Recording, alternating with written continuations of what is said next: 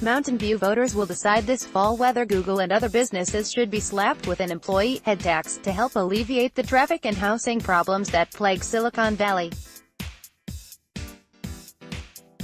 The City Council voted unanimously Tuesday evening to place a measure on the November ballot asking residents to authorize taxing businesses between $9 and $149 per employee, depending on their size.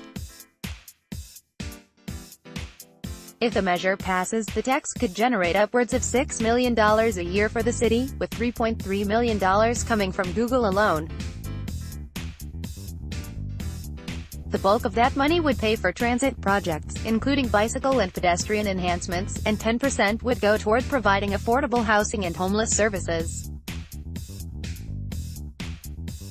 Ad choice advertising and red invented by Teeds. Jesse Cupp, a Mountain View resident and chair of the city's Visual Arts Committee, introduced himself to the council as a Google shareholder who favors a top-heavy, progressive tax.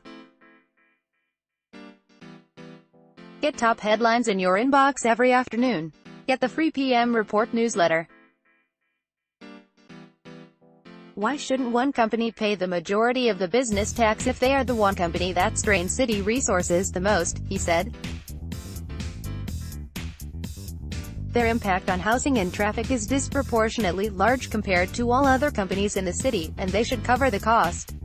The council chose to forge ahead with its controversial proposal just weeks after Seattle walked back a similar plan amid fierce opposition from local business titans such as Amazon and Starbucks.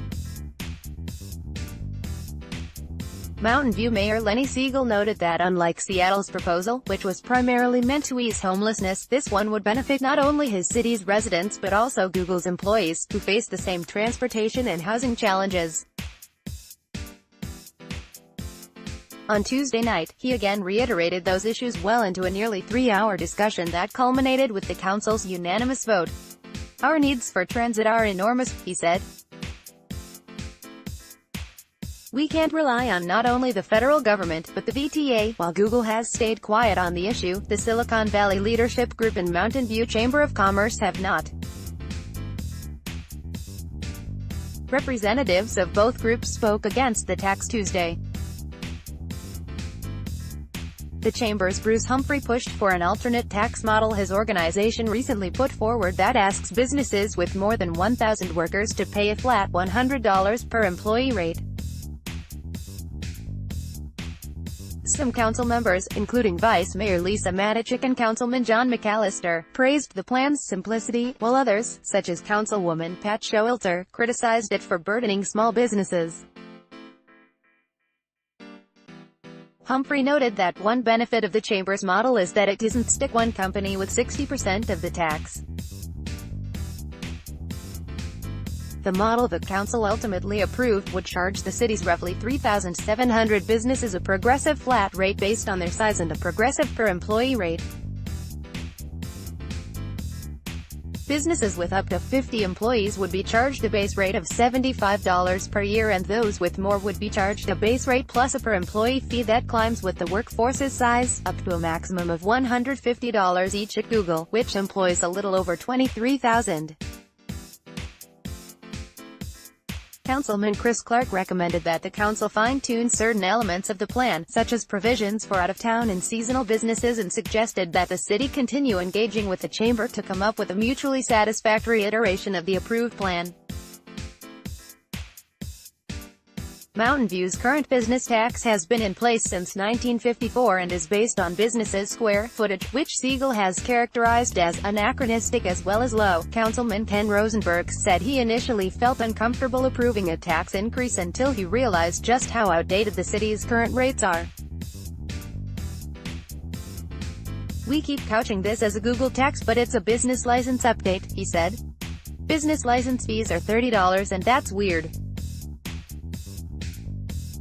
It's weird because it hasn't changed in decades. So that seems like a bargain, frankly. It doesn't seem like a tough sell. The head tax model already exists in San Jose, Sunnyvale and Redwood City." Cupertino city officials were considering a similar tax until last week, when they suddenly decided to wait and spend more time crafting a viable plan while engaging with the business community. The city plans to pursue the tax again next year. In a survey of more than 900 likely Mountain View voters, 62% supported the head tax. Those who didn't indicated that businesses should pay their fair share for fixing the problems they helped create. Megan Fraley, a therapist who works in San Jose and lives in Mountain View, said, "We the people and we as a community who house Google and other companies, we need the funds to maintain our quality of life," she said. Companies do well by being in a thriving, vibrant city. Honestly, we'll lose our companies if we don't maintain a thriving, vibrant city. Cliff Chambers, a transportation planner who lives and works in Mountain View, said while he supports the measure, he would have preferred a specific versus general tax. "The thing about a special tax is there's a detailed expenditure plan," he said. "I think that's a much more transparent way to go about this. The tax, to be phased in over 2 years starting in 2020, requires the approval of a simple majority of voters." AD Quality Auto 360p 720p 1080p. You might also like 1 o'clock. Toshiba is shaping tomorrow's world today. Toshiba APAC NVIDIA's limited edition Titan V CEO edition GPU hardware zone. The best watches one can buy under $250. Defolio access over 700 VIP airport lounges worldwide and get HSBC Bank. There's now a way to add USB-C connectivity to the hardware zone. Buy one,